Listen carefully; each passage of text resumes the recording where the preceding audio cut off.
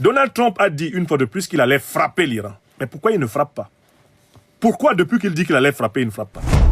Il y a plusieurs raisons. La première raison, c'est que le poste avancé des États-Unis d'Amérique au Moyen-Orient, c'est Israël. Et Donald Trump sait qu'en attaquant l'Iran, il expose Israël aux représailles iraniennes. Or, la récente guerre de 12 jours entre Israël et l'Iran a montré la faiblesse d'Israël face à l'Iran. Si Israël s'était montré très dominant face au Hezbollah libanais, très dominant face au régime syrien décadent, si Israël a pu se montrer écrasant face au Hamas palestinien à Gaza, face à l'Iran, tout le monde a vu Israël s'effondrer. Donald Trump hésite à attaquer l'Iran parce qu'il risque par là de déclencher une nouvelle déculottée militaire pour Israël. Il y a une deuxième raison. C'est que le bloc pro-occidental, le bloc pro-américain au Moyen-Orient est fissuré. Depuis que les Saoudiens envisagent de remettre en cause l'accord sur les pétrodollars contre la sécurité. Donc désormais, les monarchies pétrolières du Golfe s'opposent à une énième attaque américaine contre l'Iran. Au motif que cette attaque américaine contre l'Iran pourrait nuire à leur propre paix et à leur propre sécurité.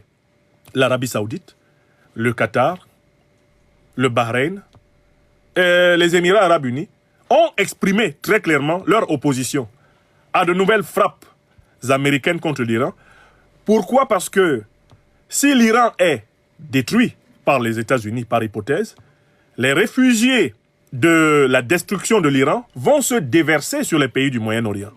L'Arabie Saoudite sera envahie par les réfugiés iraniens.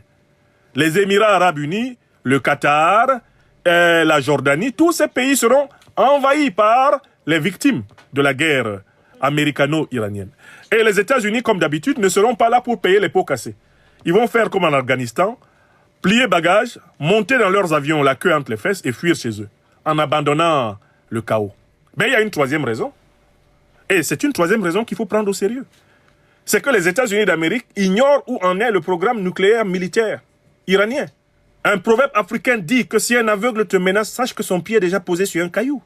Quand Donald Trump a dit qu'il va frapper l'Iran, l'Iran lui a dit « Si tu nous frappes, on va te frapper d'une manière que personne ne t'a jamais frappé. » Et la déculottée administrée par l'Iran à Israël, pendant les 12 jours de la guerre de l'année passée, cette déculottée a donné des idées aux Américains sur la capacité israélienne de nuire. Les Américains ne sachant donc pas si l'Iran dispose déjà, en réalité, de charges nucléaires qu'il pourrait poser sur ses missiles, les Américains hésitent. Parce que, comme on le dit encore à Abidjan, Dieu connaît bagage qui est lourd.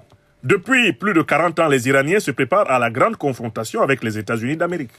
Et Donald Trump, qui a trop peur de la défaite, puisqu'il aime toujours attaquer là où il est sûr de gagner a priori, Donald Trump et ses stratèges, ils multiplient des réunions. À l'issue de chaque réunion, ils ressortent avec deux mots. Peut-être. Maybe. Et enfin, une quatrième raison qu'il ne faut pas négliger dans cette affaire. Pourquoi Donald Trump hésite-t-il? Parce que les alliés de l'Iran, à savoir la Fédération de Russie et la République populaire de Chine, en ont marre de se laisser littéralement un peu surprendre par les attaques américaines contre leurs alliés. Ce que les États-Unis ont fait au Venezuela, comme ils l'ont fait en Libye, comme ils l'ont fait en Irak, comme ils l'ont fait en Serbie, en Somalie, tout cela a fini par échauder la Chine et la Russie.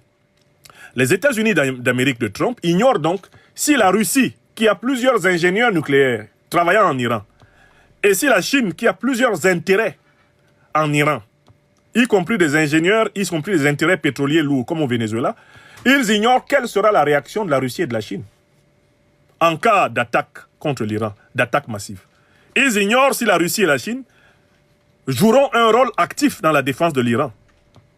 Et Donald Trump se rend compte que dans ce cas-là, la situation serait compliquée pour lui.